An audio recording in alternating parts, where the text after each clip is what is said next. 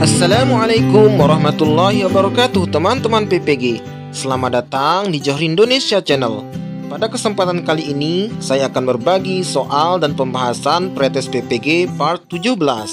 Namun sebelumnya jangan lupa untuk like, comment, share, dan subscribe untuk mendukung channel ini.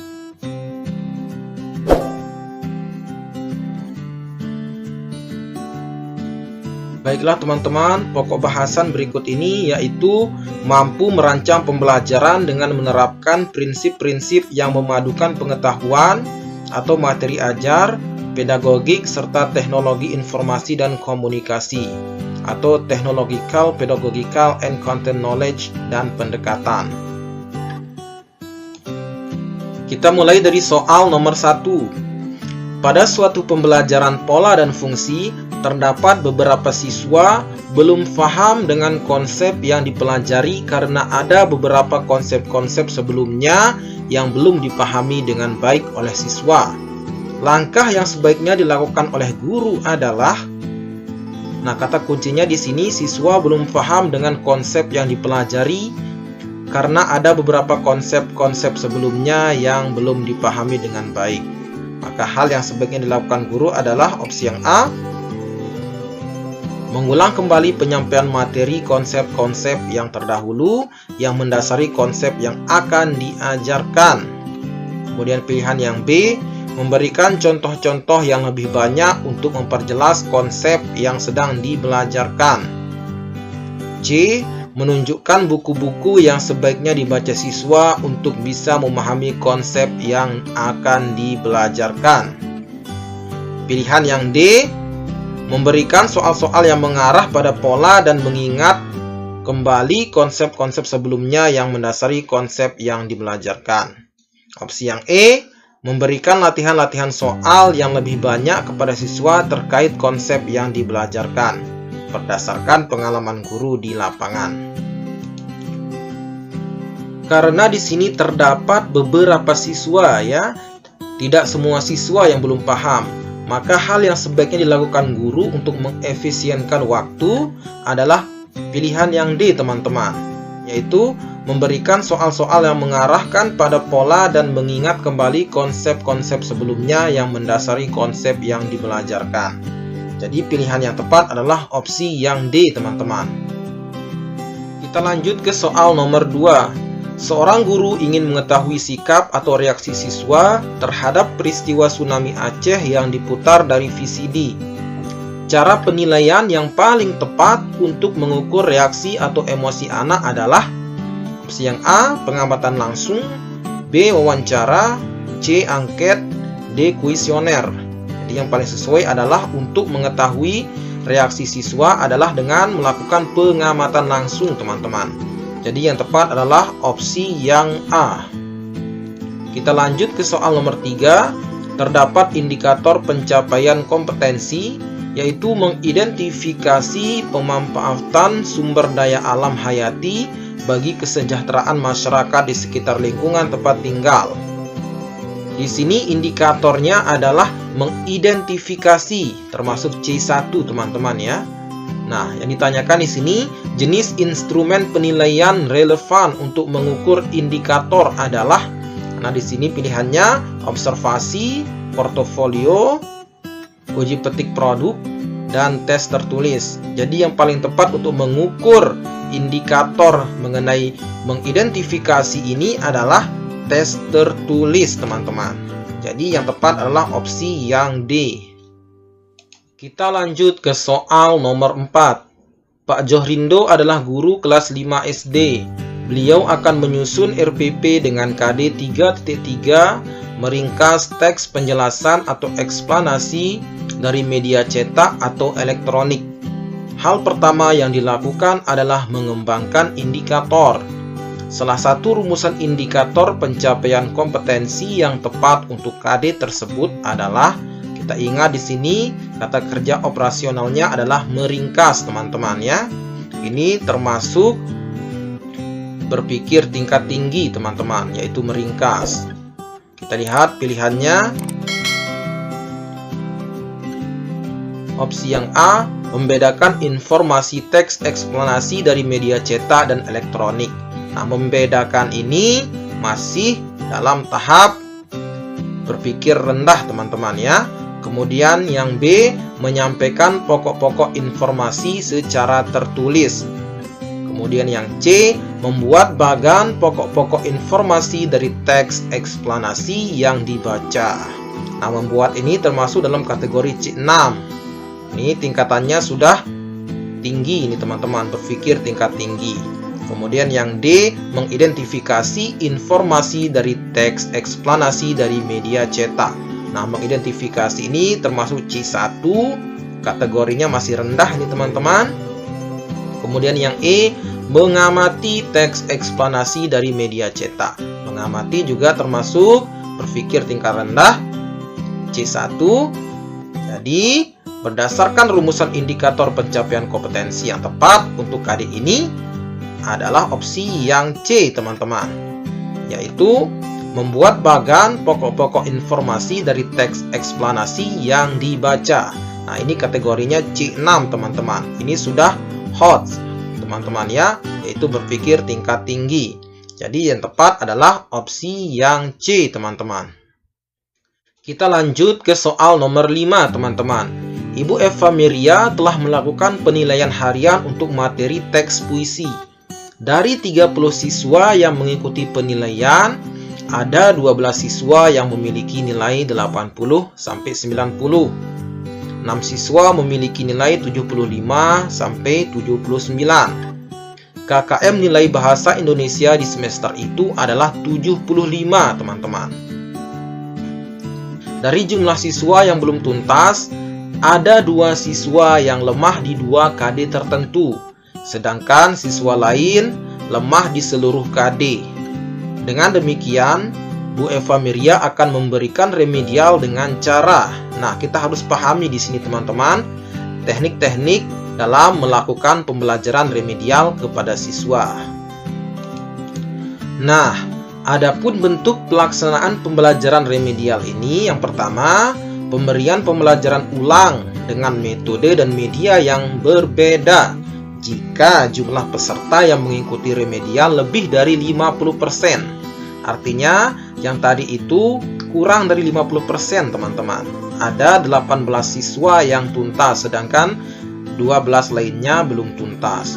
Kemudian yang B, pemberian bimbingan secara khusus, misalnya bimbingan perorangan, jika jumlah peserta didik yang mengikuti remedial maksimal 20%. Kemudian yang C, pemberian tugas-tugas kelompok jika jumlah peserta yang mengikuti remedial lebih dari 20%, tetapi kurang dari 50%. Kemudian yang terakhir, pemanfaatan tutor teman sebaya.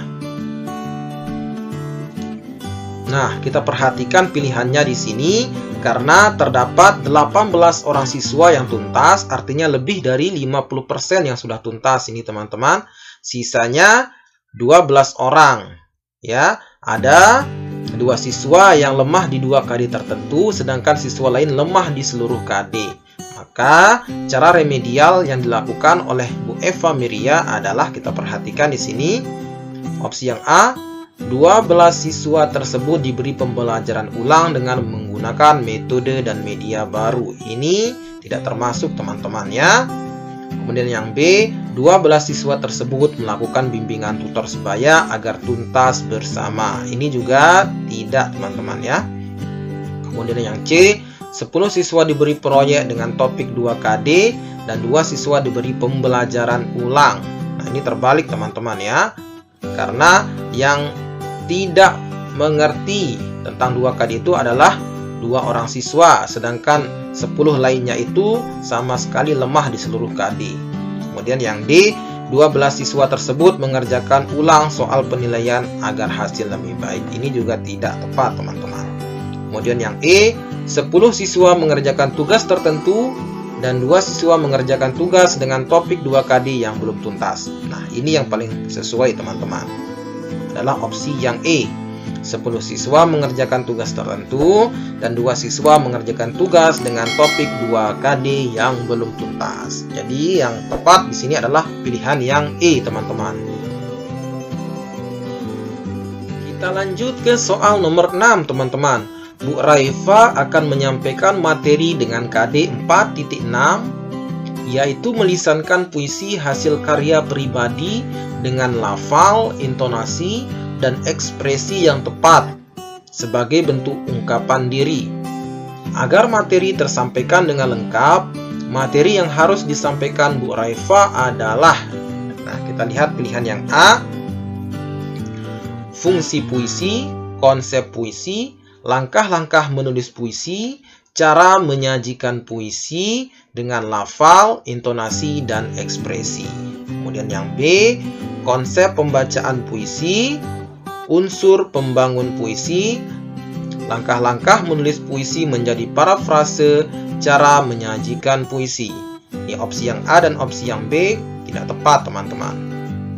Kita lihat opsi yang C, langkah-langkah menulis puisi, cara menyajikan puisi dengan lafal, intonasi, dan ekspresi yang tepat, cara memparafrasekan puisi.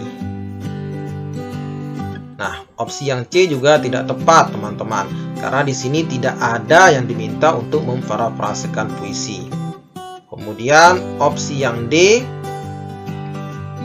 konsep puisi, unsur pembangun puisi, langkah-langkah menulis puisi, cara menyajikan puisi dengan lafal, intonasi, dan ekspresi yang tepat. Nah, ini sesuai dengan KD melisankan puisi hasil karya pribadi dengan lafal, intonasi, dan ekspresi yang tepat sebagai bentuk ungkapan diri. Nah, jadi yang tepat di sini adalah pilihan yang D, teman-teman. Nah, kita bisa langsung mengabaikan pilihan yang E, teman-teman, karena yang paling sesuai di sini adalah opsi yang D, teman-teman. Soal nomor 7. Pembelajaran project based learning akan dengan mudah terlihat dalam RPP, terutama pada komponen. Jelas sekali di sini, teman-teman, ya, pada aktivitas pembelajarannya, teman-teman. Itulah yang membedakannya dengan metode-metode yang lain. Nah, project based learning ini akan sangat terlihat pada komponen RPP, yaitu aktivitas pembelajaran. Jadi yang tepat adalah pilihan yang D. Kita lanjut ke soal nomor 8, teman-teman. Siswa mengamati dan mengidentifikasi serta menuliskan bagian dan fungsi dari tumbuhan. Nah, kita lihat di sini kata operasionalnya, kata kerja operasionalnya yaitu C1 di sini, teman-teman, ya. Mengamati, mengidentifikasi serta menuliskan. Ini adalah LOTS, teman-teman, ya. Berpikir tingkat rendah. Pertanyaannya di sini adalah, manakah pernyataan yang paling tepat terkait dengan contoh kegiatan pembelajaran tersebut? Kita lihat opsi yang A, menerapkan unsur TPACK karena mencakup kemampuan teknologi dalam pembelajarannya. Ini tidak tepat, teman-teman. Kemudian yang B, menerapkan unsur STEM karena mengandung unsur sains dan teknologi dalam pembelajarannya. Ini juga tidak tepat. Kemudian yang C, menerapkan unsur HOT karena mengandung kata kerja berpikir tingkat tinggi. Ini bukan kata kerja berpikir tingkat tinggi, teman-teman, ya. Jadi opsi yang C ini tidak tepat.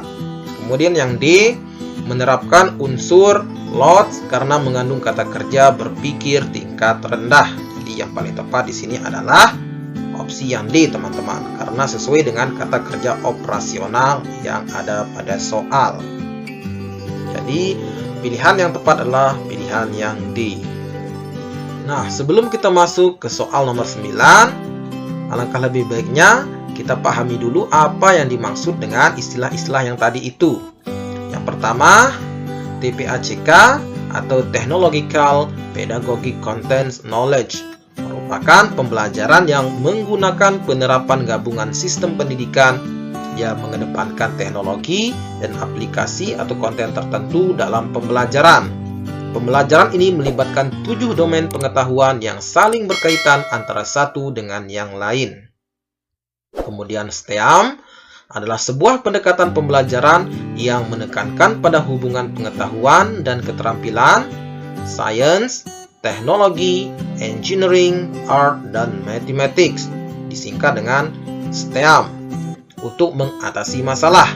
Dengan adanya unsur art, diharapkan melalui STEAM siswa akan terbiasa untuk menyelesaikan suatu permasalahan dengan cara yang kreatif. Kemudian, kompetensi abad 21 tersebut disebut 4C, yaitu keterampilan berpikir kreatif, creative thinking, berpikir kritis dan pemecahan masalah, critical thinking and problem solving, berkomunikasi, communication, dan berkolaborasi, collaboration. Kemudian yang terakhir, taksonomi Bloom yang telah direvisi oleh Lauren Anderson menyatakan ada 6 tingkatan pemikiran dalam sebuah proses pembelajaran, yaitu mengetahui, memahami, mengaplikasikan, menganalisis, mengevaluasi, dan mencipta atau mengkreasi. Tingkat 1-3 disebut sebagai lower order thinking skill atau LOT, sementara tingkat 4-6 dikenal dengan higher order thinking skill atau HOTS, atau kemampuan berpikir tingkat tinggi. Pembelajaran HOTS bertujuan untuk mendorong siswa agar mampu berpikir kritis, kreatif, dan inovatif, serta mampu menyelesaikan permasalahan yang mereka hadapi. Kita lanjut ke soal nomor 9, teman-teman. Unsur pembelajaran inovatif yang cakupannya paling luas untuk diterapkan atau diintegrasikan dalam komponen RPP yaitu opsi yang A, TPACK, B, STEAM, C, keterampilan abad 21 atau C4, dan yang pilihan yang D, HOTS. Nah, yang paling luas cakupannya di sini adalah opsi yang D, teman-teman, yaitu kemampuan berpikir tingkat tinggi. Kita lanjut ke soal yang terakhir. Hal-hal yang perlu dipertimbangkan dalam penilaian pembelajaran berbasis proyek adalah, ada 3 hal yang mesti diperhatikan oleh guru dalam penilaian pembelajaran berbasis proyek, teman-teman. Kita lihat opsi yang A, kompleksitas produk, kualitas produk, dan keaslian. Opsi yang B, keaslian, relevansi dengan mata pelajaran, dan kemampuan pengelolaan. Opsi yang C, kemampuan peserta didik, dukungan biaya, dan peralatan. Pilihan yang D, kompleksitas masalah, jumlah kelompok, dan kinerja guru. Pilihan yang E, keunikan produk, kebaruan produk, dan keaslian produk. Pembahasannya di sini, pada penilaian proyek setidaknya ada 3 hal yang perlu dipertimbangkan oleh guru, yaitu yang pertama, kemampuan pengelolaan, merupakan kemampuan peserta didik dalam memilih topik, mencari informasi, dan mengelola waktu, pengumpulan data, serta penulisan laporan. Kemudian yang kedua, relevansi, merupakan kesesuaian dengan mata pelajaran dengan mempertimbangkan tahapan pengetahuan, pemahaman, dan keterampilan dalam pembelajaran. Dan yang terakhir, keaslian, merupakan proyek yang dilakukan peserta didik harus merupakan hasil karyanya dengan mempertimbangkan kontribusi guru berupa petunjuk dan dukungan terhadap proyek peserta didik. Sehingga jawaban yang paling tepat di sini adalah opsi yang B, teman-teman ya. Yaitu keaslian, relevansi dengan mata pelajaran, dan kemampuan pengelolaan. Jadi, pilihan yang tepat adalah pilihan yang B. Baiklah teman-teman, demikianlah 10 soal pretest PPG part 17.